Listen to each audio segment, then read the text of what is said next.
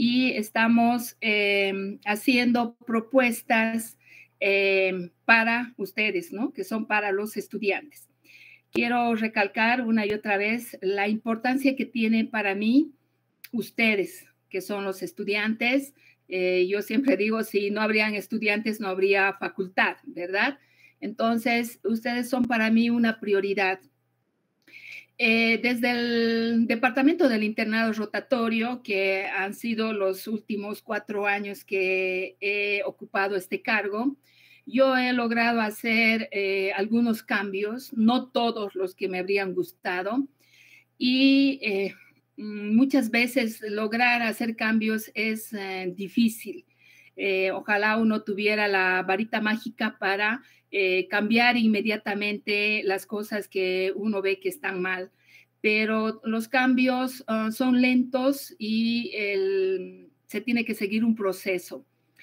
Yo he visto que si llego a ocupar la dirección de carrera, voy a tener mayor oportunidad de lograr estos cambios que yo he detectado que son necesarios en nuestra facultad.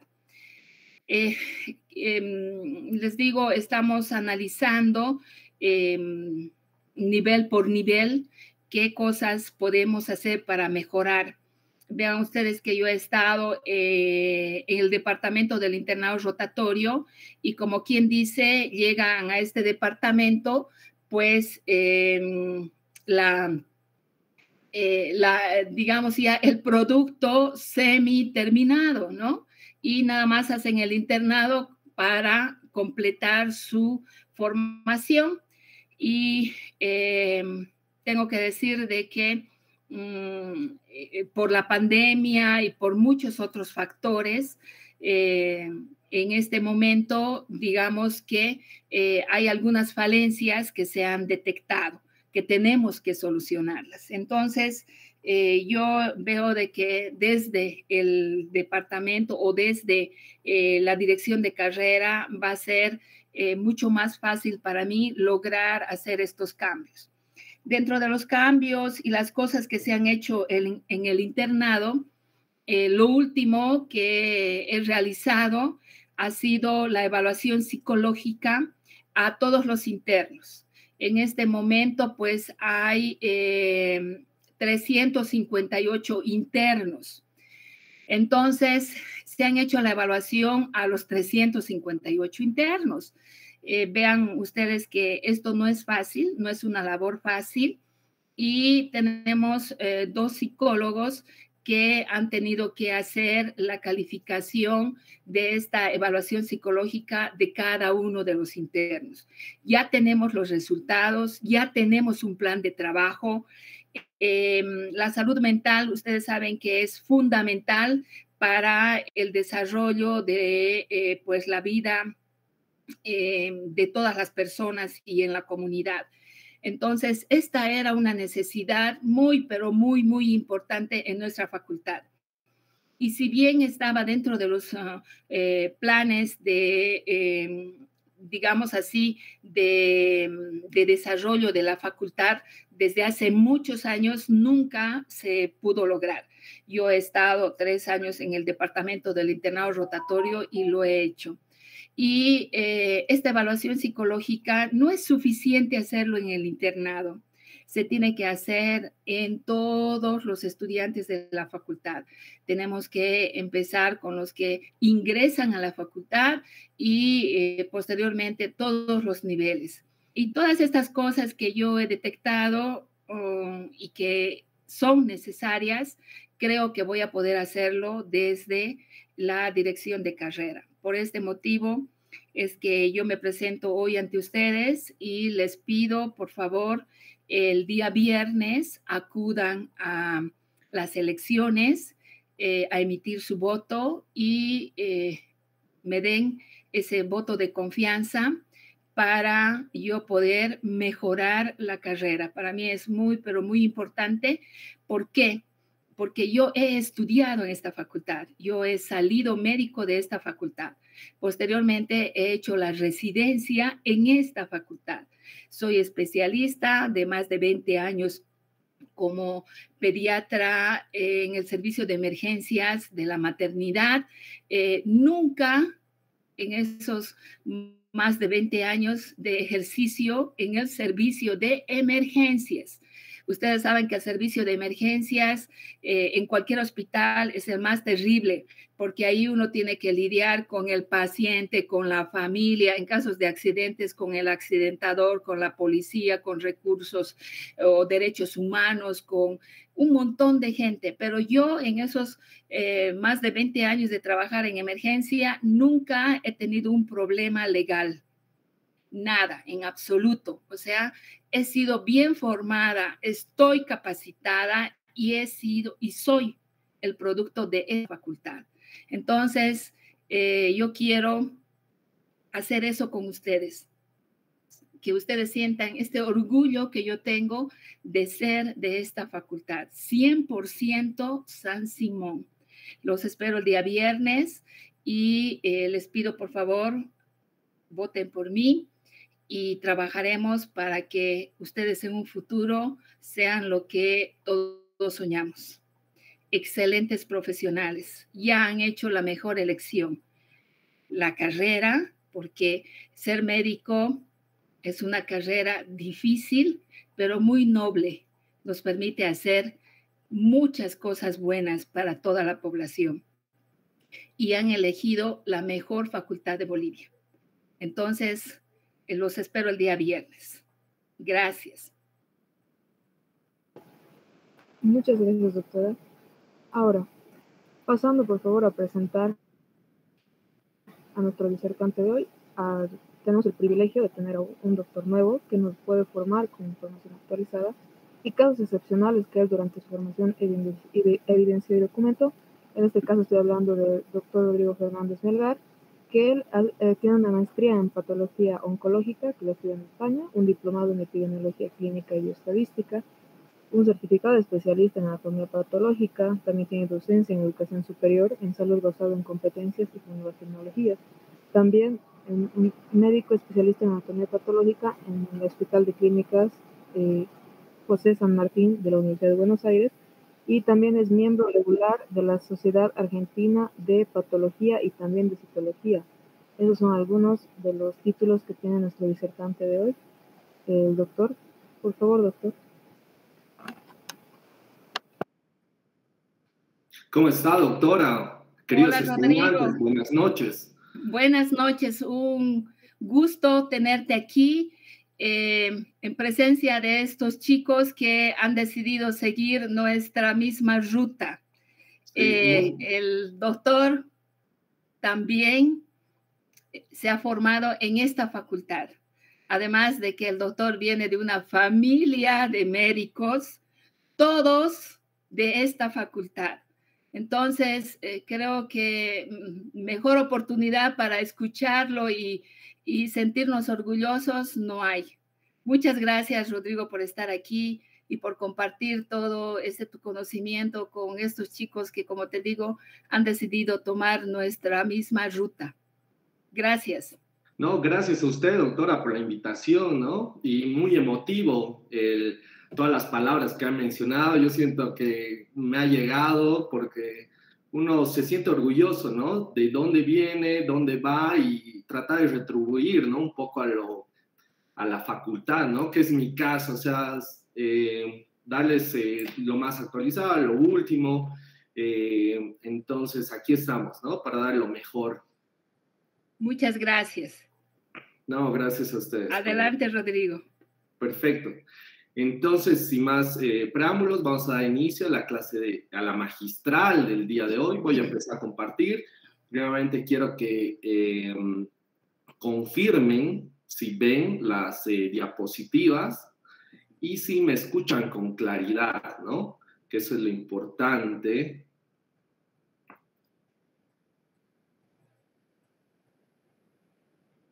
Primeramente, he querido como explayarme un poco más porque me he limitado, ¿no? A decir si estaba nervioso centrar a la doctora el día de ayer, pero he visto, digamos, que puedo un poco tal vez englobar muchos de los temas, los principales, los que el día de mañana van a entrar a su examen, ¿no? Entonces quiero que me pongan mucha atención porque esto es lo más importante que va a entrar el día de mañana, de mi parte, obviamente, que eso puede ser de los temas que yo he podido dar en este tercer parcial. Entonces, sin más preámbulos, empezamos con piel. Vamos a hablar de los tumores de dermis. Se divide en dos, ¿no? Que va a ser benigno y maligno. El principal, el fibrohistiocytoma benigno, o también llamado dermatofibroma. Y del lado maligno va a ser el dermatofibrosarcoma protuberans. Como pueden apreciar, hay una estrella en el centro amarilla. Entonces, quiero que hagan énfasis en poner atención, en anotar, en ver, porque probablemente esto esté en el día de mañana en su examen, ¿no? O sea, quiero ayudarles, quiero que estudien, porque he visto una alta tasa, ¿no?, de reprobados, y a pesar de sus prácticas aprobadas, o sea, algunas personas no están llegando. Entonces quiero como hacer énfasis a algunos de los temas que vamos a dar a continuación, ¿ok? Por ejemplo, el fibrohistiocytoma, que es benigno, más que todo es en adultos, hay una predilección por una localización en las piernas, mujeres jóvenes, edad media, tamaño variable, la causa se atribuye a trauma, siendo una respuesta anómala. Hay una pareja de fusión del gen del receptor de la tirosinasa considerándose una de las neoplasias verdaderas.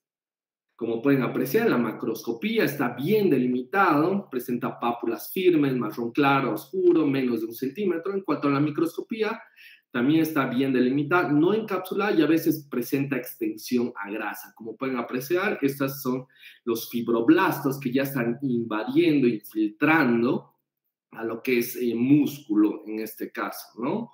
Hay áreas más escleróticas y en la imagen superior izquierda está bien delimitada la lesión. Así se ve en cuanto a la microscopía. A diferencia de lo que veríamos un dermatofibrosarcoma protuberans, este tiene un crecimiento lento, es más invasivo, hay metástasis en tumores con mayor atipia citológica. En cuanto a la patogenia, ya estaríamos hablando de una translocación que afecta a los genes que codifican el colágeno 1A1, el COL1A1, en el factor de crecimiento derivado de las plaquetas beta. En cuanto al tratamiento, como saben, es la extirpación ampliada, va a haber una resección de 1 centímetro de margen de seguridad, porque puede llegar a tener recidiva este tipo de tumor, ¿no? Si no se saca completamente. En cuanto a la macroscopía, nódulo que protruye en el tronco, puede ulcerarse, como se ve en la imagen superior izquierda, blanquecino. Y en cuanto a la microscopía, son los mismos fibroblastos, ya con patrón estoriforme, atipia citológica, puede tener hipercromasia nuclear, va a haber una extensión a dermis y a grasa subcutánea en panal de abeja. Como pueden apreciar en la imagen inferior izquierda, ya se aprecia esa disposición en panal de abejas que infiltra de manera al tejido adiposo, en este caso a los adipocitos. Y eso es a mayor aumento, se aprecia la atipia citológica, mitosis variable, hipercromasia, pleomorfismo nuclear y este patrón estoriforme, como si fuera un huracán aproximadamente, ¿no? Estoriforme, arremolinado específicamente, esa es la palabra. Después pasamos a las dermatosis inflamatorias, agudas crónicas. Principalmente la predominante sería la dermatitis eczematosa aguda, que puede ser de contacto, alérgica, atópica, eczematosa, con fármacos, que sea fotosensible o irritante primario. Como pueden apreciar, esta es una imagen esquemática de la evolución de la dermatitis eczematosa, que es aguda, pero puede tener un patrón más crónico a medida que avanza la lesión, ¿no? Como pueden apreciar, a diferencia de la porción A a la E, hay una relativa cantosis. Entonces, eso ya habla un poco de la cronicidad de la lesión, de la afectación de la enfermedad, que se vuelve más crónica. Entonces, al principio, en la porción A va a ser más edematizado, va a haber una infiltración perivascular, como pueden apreciar, a nivel de las células inflamatorias, y esto se va a 24 a 48 horas, donde aumenta la espongiosis, como pueden apreciar. Esta ya hace referencia a la espongiosis, esta porción ya hace referencia a la espongiosis, a que está un poco más edematizada la lesión después de 24 horas y después posteriormente empieza a descamarse, ¿no?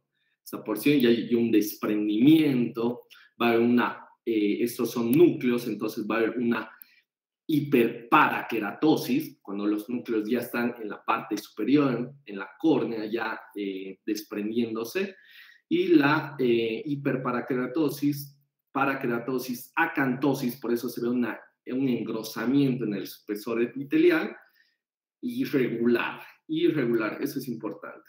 El tratamiento con corticoides tópicos en cuanto a la patogenia se debe a reacciones inflamatorias mediadas por linfocitos T, hipersensibilidad de tipo 4. A la macroscopía son lesiones pápulo-vesiculares rojas con costras. Después, en cuanto a la microscopía, presenta acantosis, lo hemos mencionado, hiperkeratosis con placas descamativas, y se aprecia en la imagen inferior izquierda cómo se ve el edema, el aumento del líquido a nivel dérmico, ¿no? Epidérmico. Y se ve un leve infiltrado inflamatorio, como es agudo, va a estar presente en los neutrófilos, se ve de igual manera. Cuando es de contacto, antígenos tópicos, placas exudativas, se va a ver edematosas, pruriginosas que contienen ampollas, la espongiosis, ¿no? Por eso hablamos del marcado edema que hay, como se ve, como se aprecia a este nivel, la espongiosis, que se ve como ya se empiezan a separar un poco las células, la unión de los hemidesmosomas se empiezan a evidenciar, y con el tiempo más hiperkeratósicas, acantósicas. A diferencia de lo que hablaríamos en cuanto a la psoriasis, que es ya más crónica, como ustedes saben, es de larga data. Hay diferentes tipos, hay 5 tipos de psoriasis, ya las he mencionado en cada una.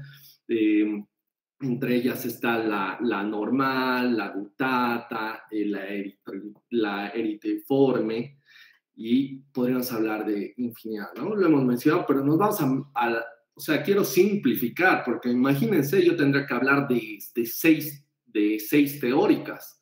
Entonces, vamos a tratar de un poco simplificar, hablar de lo más importante, y en este caso es la macro y la micro, ¿no? En cuanto a la macro, son placas asalmonadas, rosadas, bien delimitadas, cubiertas por escamas blanquecinas, plateadas, poco adherentes, como se pueden apreciar.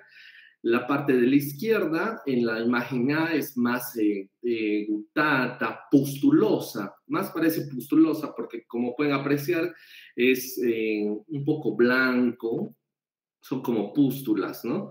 A diferencia de la derecha, que ya es la clásica, ¿no? La típica, que son con formas más geográficas. Y se aprecian, está a nivel de las zonas extensoras, ¿no? Hay una predilección, como ustedes saben, a nivel de los codos, la línea interglútea, rodillas, a nivel del cuero cabelludo, entre otros lugares. Vamos a hablar de la micro, hemos hablado, es una acantosis, un alargamiento regular que parece un peine. Si se fijan, las papilas dermoepidérmicas es como un peine bien regular. Y también el estrato granuloso, adelgazado, hiperparaqueratosis. Puede haber figuras mitóticas a nivel de la basal porque hay un aumento en el índice de proliferación nuclear, por eso hay una descamación rápida, porque hay mucha mitosis, hay una progresión de las células que hace que éstas se multipliquen a mayor medida. Pasamos a lo que es enfermedades ampollares.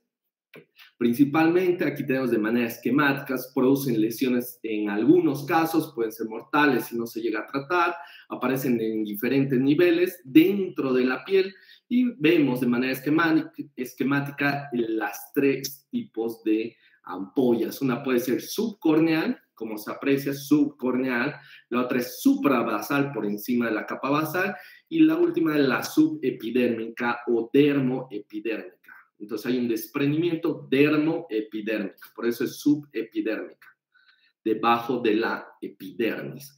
Y vamos a hablar de algunos ejemplos. En este caso, la subcorneal va a ser más que todo un pénfigo foláceo. La suprabasal hace referencia a un pénfigo vulgar.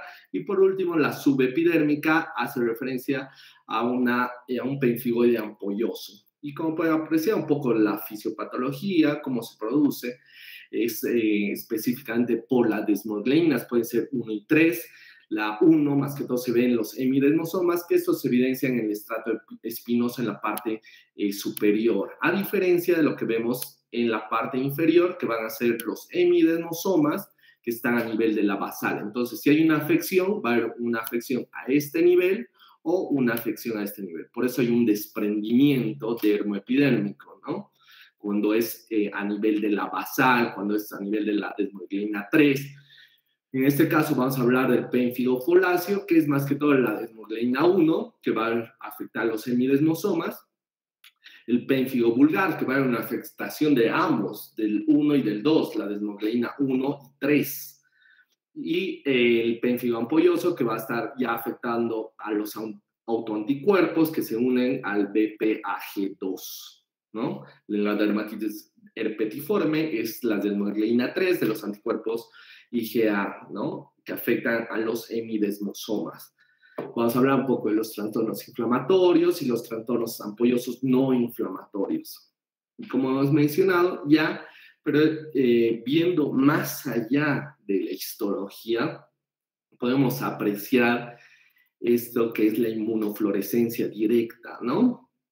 Desconozco que haya acá en Cocha, pero de todas maneras se los muestro porque eso me encanta, ¿no? Entonces, de esta manera, con la inmunofluorescencia directa, podemos ver, porque imagínense, nos tenemos que basar mucho con la histología, pero ahora que nos ayude la inmunofluorescencia directa, viendo estos patrones, ¿no? En cuanto al A, en la imagen A es un pénfigo vulgar, entonces hace referencia a un patrón reticular, hay una pérdida suprabasal, por eso las células están sueltas, como pueden apreciar, ¿no? Entonces a esto hacemos referencia a una acantólisis. Hay un desmoronamiento, como imagínense un muro y se está cayendo algunos ladrillos, entonces hace referencia a un desmoronamiento. Pero lo importante en la inmunofluorescencia son este patrón. ¿Cómo es? Un patrón en malla de gallinero, así lo hacemos referencia. Malla de gallinero, que es un patrón reticular, a diferencia de lo que sería un pénfigo foláceo, como está superior la lesión, como marca. No está marcada esta porción, esto no está marcado, pero es de manera intensa a nivel superior, ¿no? Entonces hay depósitos de inmunoglobulinas y hay una acantólisis, que esta va a ser superficial. Acuérdense, superficial, y esta es en patrón reticular. ¿Ok? Continuamos con el pénfigo y esto se evidencia en la microscopía. Acantólisis, la disolución de los puentes intercelulares que conectan las células epiteliales. Escamosa, la forma poliédrica, cómo se llega a formar a redondas. Eso es lo que les decía. Y dependiendo de esto, o sea, imagínense, ustedes están viendo el pico del iceberg, porque aparte de estos, hay unas 5 enfermedades más que, o sea, presentan este mismo patrón. Pero nos basamos más que todo en la clínica ya. Ya nos tenemos que enfocar en la clínica y eso ya es más de la especialidad, ¿no? En cuanto a los fármacos, va a haber depresores que inducen a los títulos de los anticuerpos patógenos, ¿ok? Entonces este es el pénfigo vulgar.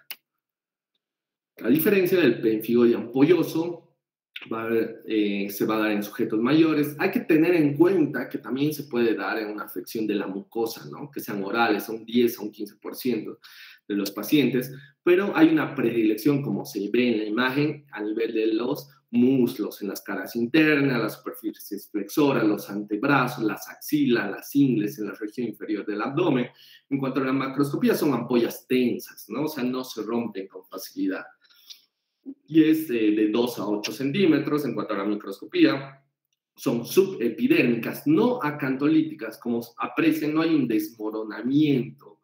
Eso es lo que les decía del muro, del ladrillo, no hay una acantólisis, pero hay mucho eosinófilo que está por debajo de las células basales. Esta es una lesión subepidérmica, entonces hay un desprendimiento de lo que es la dermis con la epidermis, ¿no? Esta porción que hago referencia, esta es la porción de la dermis, ¿no? Y esta es la porción de la epidermis. Entonces no es a nivel de la parte superior, sino por debajo de la misma, ¿no? Esa sería la diferencia. ¿Y cómo se ve? Contra la patogenia, se ve anticuerpos que se unen a las proteínas, son necesarias para la adherencia de los queratinocitos. Los antígenos del pénfigo ampolloso son componentes de los que de la formación de las ampollas son anticuerpos contra uno de estos componentes, como hemos mencionado, pero es el 2, BAP2, o sea, BPAG2, ¿ok?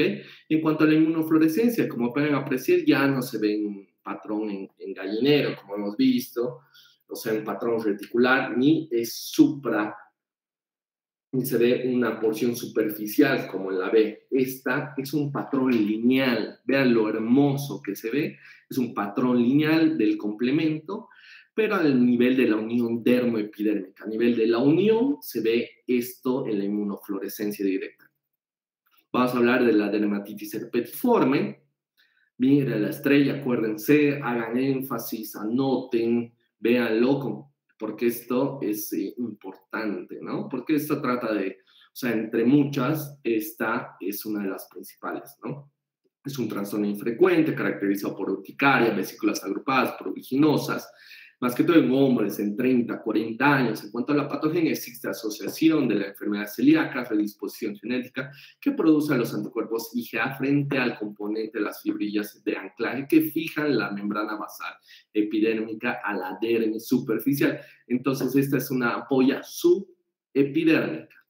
Como pueden apreciar en la imagen izquierda, se aprecia a nivel de la unión dermoepidérmica, hay un desprendimiento. Entonces, este desprendimiento a este nivel es subepidérmico o desprendimiento dermoepidérmico, ¿no? En cuanto a la macroscopía, son lesiones bilaterales, simétricas, agrupadas, que afectan en forma permanente a las superficies flexoras de los codos y las rodillas. En cuanto a la microscopía, las puntas de las papilas dérmicas existen estos microabscesos. Si se ponen a observar, está constituido por neutrófilos en su mayoría de los casos, por eso forman microabscesos. En cuanto a la inmunofluorescencia, como pueden apreciar, ya se ve depósitos granulares. Es diferente a lo anterior, ¿no? Son como más gránulos de IgA discontinuos que se localizan selectivamente en las puntas de las papilas dérmicas. Entonces, son gránulos. Forman muchos gránulos para este nivel. ¿Y cómo se evidencia? Con una positividad intensa de 3/3 cruces. Esto se gradúa, ¿no? Y con esta intensidad es re positivo, ¿no? Es positivo 3 cruces, 3/3, imagínense. Vamos a pasar a hueso, a tumores óseos. Vamos a hablar de la osteomelitis, ¿no? La principal es infección, ¿no? Es una inflamación de los huesos, médula. Secundaria, una infección. Se presenta como foco primario, solitario de la enfermedad.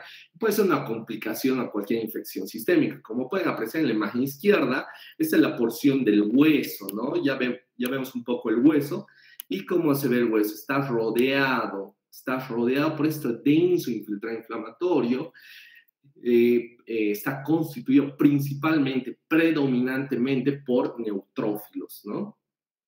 Y formando abscesos, llegando hasta, parece que era hasta necrosis, ¿no? Y continuamos. Esta osteomelitis puede ser piógena, ¿no? Y es por bacterias, piógenas son bacterias. Llegan al hueso por diseminación hematógena, sitio continuo o directa, por una infección de una caria, más que todo en los niños. Hay una diseminación, o sea, su caries se infectan, no se curan y listo, se disemina o maltratados en los niños. En la diferencia de los adultos son fracturas abiertas, son el clásico, no sé, cualquiera de ustedes que vaya a jugar fútbol, se cree Messi y le fracturan, ¿no? La tibia peroné expuesta, listo. Ahí, hasta ahí nomás llegó su carrera futbolística, ¿no? Entonces llega un quirófano, hay intervención y a pesar de eso, hay una tendencia por una bacteremia, ¿no? O sea, va a haber una bacteria específicamente por el estafilococo en un predominio de un 80 a un 90%. Acuérdense, estafilococo aureus, 80-90%. O sea, es muy alto. A diferencia de lo que se ve una Escherichia coli, Pseudomonas, Klebsiella, más que todo ellas de más nosocomial, ¿no? Más de hospital, porque una Klebsiella de Pseudomonas no te la agarras en cualquier lado, ¿no? Es más intrahospitalario, con infecciones del aparato genitourinario o consumidores de drogas intravenosas. Más raro todavía. ¿Ok? Y a nivel de la microscopía se evidencia esto, ¿no? Este denso infiltrado inflamatorio, linfocitario y polimorfo nuclear neutrofílico que infiltra el tejido óseo. Vamos a hablar de la localización. En recién nacido, los vasos metafisiarios penetran en la placa de crecimiento, lo que provoca una infección frecuente en la metáfisis y la epífisis, ¿no? Por la misma irrigación. En los niños, como hemos mencionado, la metáfisis, en adultos en regiones subcondrales, ¿no? A nivel ya más de la articulación. Puede ser diferentes fases, una aguda, crónica. En cuanto a la aguda, estamos hablando ya de neutrófilos, ¿no? Puede haber necrosis de las células óseas y de la médula ósea después de las 48 horas, ¿no? Entonces se infiltra de manera continua hacia el interior, hacia la médula ósea. Y en una fase crónica ya estamos hablando de otro tipo de células, que son las células más que todo linfoplasmocitarias, puede haber, digamos, células gigantes, entre otras, ¿no? Más que todo mononucleares.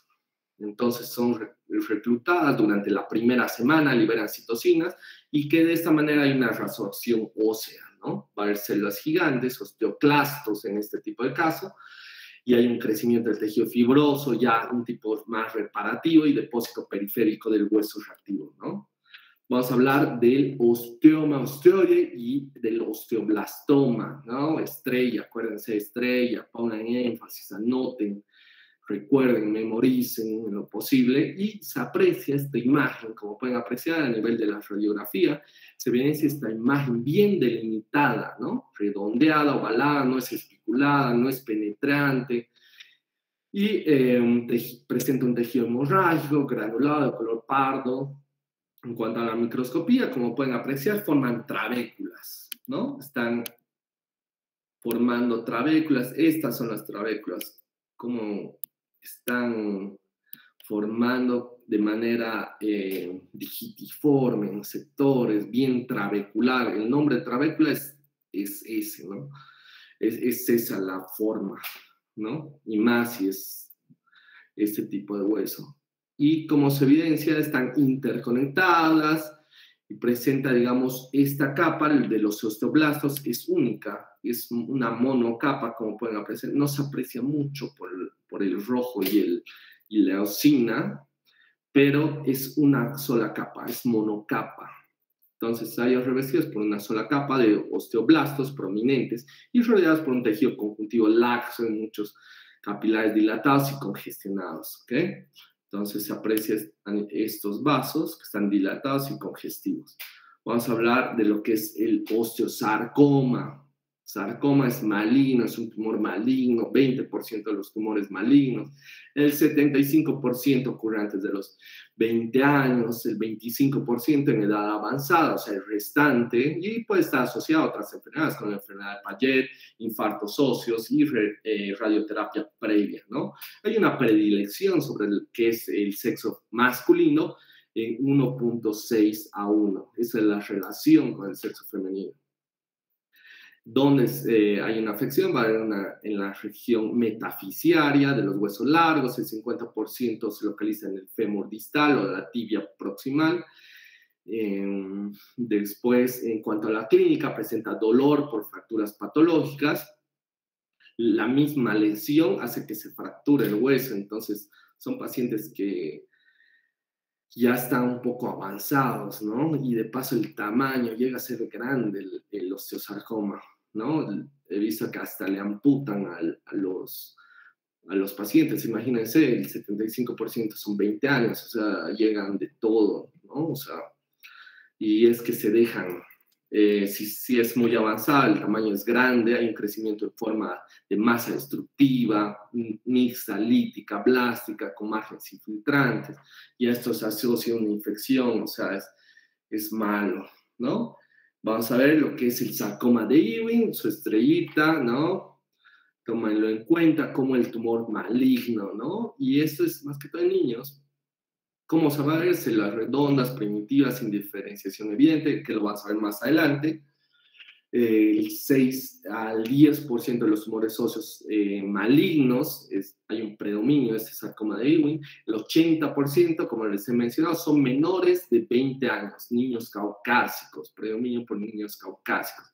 La diáfisis de los huesos tubulares largos, especialmente el fémur y los huesos planos de la pelvis, y se presenta como una masa dolorosa que aumenta de tamaño. O sea, Y continuamos, presenta dolor, escuchen eso, está caliente, caliente, inflamado, simula una infección, no es, simula una infección, no es que lo tenga, son pacientes de 39 grados, con fiebre, la velocidad de sedimentación elevada, presentan anemia y leucocitosis. En cuanto a la radiografía, es un tumor lítico, destructivo, como pueden apreciar, ya está destruyendo. Se ve un poco trabecular el resto, pero hay una lesión de tipo destructiva, puede haber un apolillado que se extiende hacia los tejidos blandos circundantes. Que sea tejidos blandos ya tiene peor pronóstico porque avanza, no está limitado al hueso, entonces hay una afección de diferentes partes.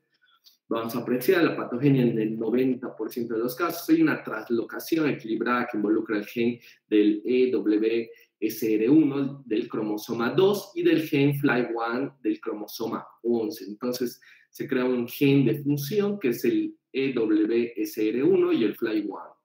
Entonces se ve eso en la macroscopía, cómo se evidencia como una cavidad medular que invade la corteza, el periósteo y los tejidos blandos. Estoy con cámara. A ver, un segundo. Un segundo, me permiten.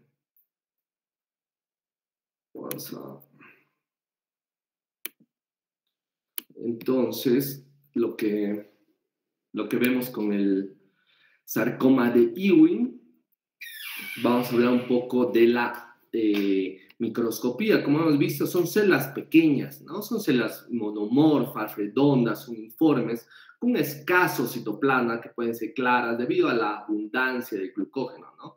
Y presenta estas rosetas de Homer-Wright, ¿no? Que son grupos de células redondeadas con un núcleo fibrilar central que indica una diferenciación neuroectodérmica.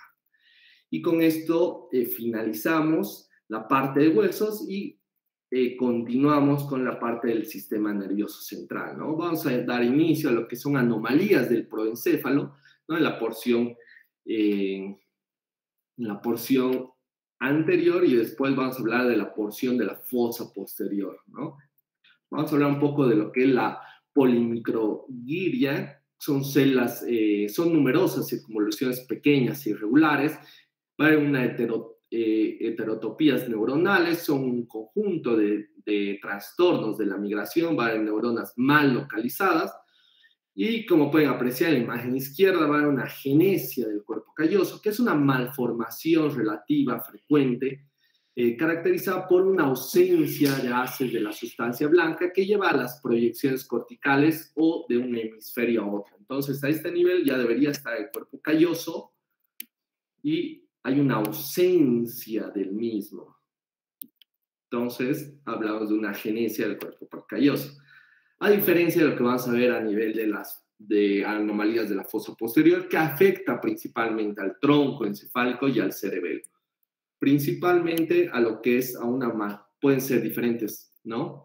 La principal, la más frecuente de la fosa posterior es la malformación de Arnold-Chiari, ¿no? Que puede ser de dos tipos, tipo 2. En este caso, consiste en una fosa posterior pequeña y un cerebelo deformado en una línea media con descenso del vermis a través del agujero occipital. Vamos a ver. A diferencia del tipo 1, que es un trastorno más leve en el que las amígdalas cerebelosas de implantación baja se extienden hacia el bajo al interior del canal vertebral. Más que todo están afectadas las amígdalas y es una formación más leve. Ahora, por último, vamos a ver la malformación de Dandy-Walker, que se caracteriza por un aumento del tamaño de la fosa posterior. El vermis cerebeloso está ausente, reemplazado por un quiste grande en la línea media. Vamos a hablar y continuamos, ¿no? Eso más que todo eran anomalías que pueden llegar a tener a nivel del sistema nervioso central. Y ahora vamos a pasar a un poco de las alteraciones ya vasculares. Una de las principales es de la hemorragia subaracnoidea. Después, obviamente, van a ver la epidural, subdural. Vamos a ver, pero la principal, o sea, no la principal, la que me gusta es la hemorragia subaracnoidea, ¿no? que va a haber una ruptura del aneurisma saccular. ¿Cómo se evidencia en la imagen izquierda? Forma un sacculo de 2-3 centímetros posteriormente al polígono de Willis, ¿no? La primera causa de un TEC puede ser no traumática, puede estar causada por un acceso de una hemorragia intracerebral primaria al sistema nervioso, al sistema ventricular, una malformación vascular, varias alteraciones hematológicas y puede ser producida también por un tumor, ¿no? En cuanto a la patogenia, es una anomalía estructural del vaso afectado, va a haber una ausencia de lo que es el músculo liso y de la lámina elástica íntima, y es una anomalía más que todo congénita que se llega a dar. Como les he mencionado, 2-3 centímetros, el aneurisma saccular íntegro es una evaginación de la pared delgada, habitualmente en el punto de ramificación arterial del polígono de Willis o de un vaso principal justo un poco más distal, ¿no?, del polígono. En cuanto a la imagen inferior izquierda, podemos apreciar esa superficie roja, brillante, que se ve en la macroscopía de una pared transparente, muy adelgazada. En la imagen 2 ya se evidencia lo que es el polígono de Willis y se ve ya la formación saccular, ¿no? Ya es un polígono, ¿no?, con mucha imaginación. Mi pulso no es el mejor, pero ya se evidencia esta imagen, ¿no?, saccular a nivel de polígono. Y a la microscopía, lo que nos importa, se ve esta fibrosis, ¿ven? Este engrosamiento de lo que es la pared vascular, vista ya con, no es lo mismo que esta, ¿no? Entonces hay una marcada fibrosis, una hialinosis, entonces marcada del espesor. Entonces, de esta manera podemos identificar ya en una autopsia, ¿no? En una autopsia. Vamos a hablar un poco de las enfermedades degenerativas. Continuamos con lo que es la enfermedad de Alzheimer. Es la causa más frecuente de demencia en adultos en edad avanzada, con una incidencia creciente en función a la edad. Anomalías genéticas por la presencia del alelo E4 en el gen ApoE. Tener en cuenta la patogenia, va a haber una acumulación de 2 proteínas, de la alfa-beta y de la T, en regiones cerebrales específicas, probablemente como consecuencia de una producción excesiva y una eliminación deficiente. En la imagen izquierda se puede apreciar que ya hay placas, ¿no? Puede haber placas, no deberían estar, las neuronas mueren y hay una desmielinización en sectores. ¿Cómo se va a ver en la microscopía? Son placas amieloides vistas con rojo Congo y los ovillos neurofibrilares. Como pueden apreciar, está la porción de la porción beta amieloide, a diferencia de una capa senil normal, ¿no?, de una placa senil, dirá. Entonces, si tiene placas amieloides, hay que pensar ya en una enfermedad de Alzheimer. Las placas son depósitos de péptidos alfa-beta agregados del neurópilo, mientras que los ovillos son agregados de la proteína T de unión del microtúbulo. Bueno, les he dicho, la generación alfa-beta es el fenómeno iniciador crítico en el desarrollo de la enfermedad de Alzheimer. En cuanto a la macroscopía, como pueden apreciar, hay una atrofia marcada cortical variable por un estrechamiento de las circunvoluciones y hay un ensanchamiento de los surcos que están muy pronunciados, ¿no? Esta porción, este surco, ¿no?, está muy pronunciado y la circunvolución está delgada, ¿no? Vamos a ver, hay un estrechamiento, a diferencia del de un cerebro normal, en la porción del hemisferio izquierdo, ¿no?, esquemáticamente.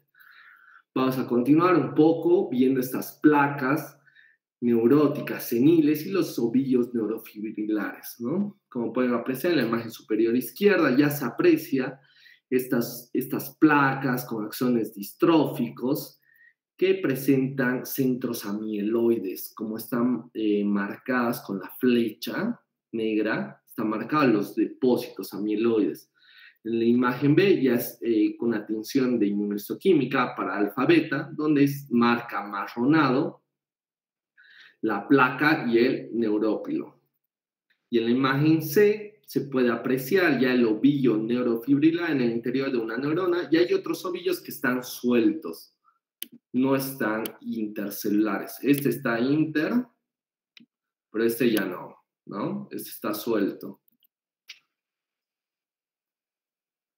Entonces, vamos. Continuamos con la enfermedad de Parkinson. Es una enfermedad neurodegenerativa caracterizada por un trastorno hipocinético del movimiento que está causado por una pérdida de neuronas dopaminérgicas en la sustancia negra.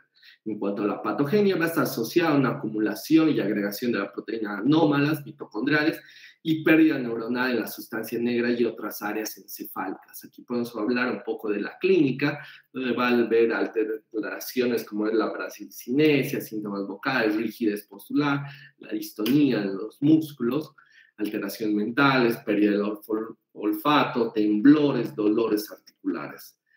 En cuanto a la macroscopía, se aprecia esa palidez de la sustancia negra causada por una pérdida de las neuronas catecolaminérgicas pigmentadas en los núcleos, que se evidencia a este nivel, ¿no? Entonces hay una pérdida, hay una desmielinización,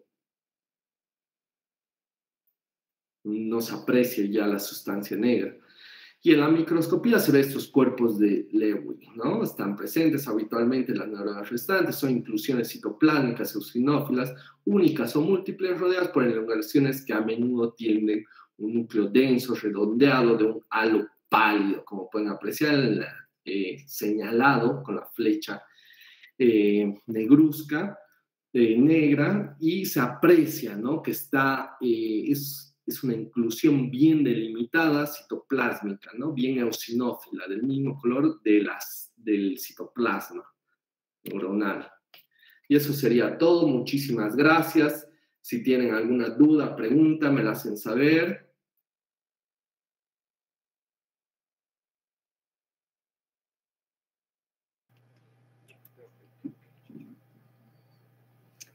Muy bien. No sé si quieren hacer alguna pregunta para el doctor, chicos. ¿Alguna aclaración? Claro, si tienen alguna duda, pregunta. Ahora es el momento. He tratado de simplificar lo que fue, sí. No sé. Una maravilla. Yo creo que antes del examen, no, pues, como quien dice, 100 puntos, ¿no? Ya me ayudó a repasar esos temas, o sea, una maravilla. Sí, doctora, muchísimas gracias. Gracias a todos. Todos están felices y contentos, creo, mandándote muchos aplausos. Sí, muchísimas Rodri, te agradecemos enormemente. Te pedimos que lo que acabas de decir esté en el examen. Claro, más bien, ya no puedo. Entonces, más, yo creo. Chicos, mañana les deseamos mucho éxito en su examen y los esperamos el día viernes, pues, para emitir su voto y les agradecemos que nos den su confianza. Muchísimas gracias. Te agradezco mucho, Rodrigo. No, gracias a usted, doctora, por la invitación y ya saben, estudien. Todavía hay tiempo, ¿no? Exacto. Muy bien. Buenas noches. Hasta luego, chicos. Hasta luego. Buenas noches, descansen. Muy bien. Hasta luego, doctora. Muchas gracias. Hasta luego. Que les vaya bien.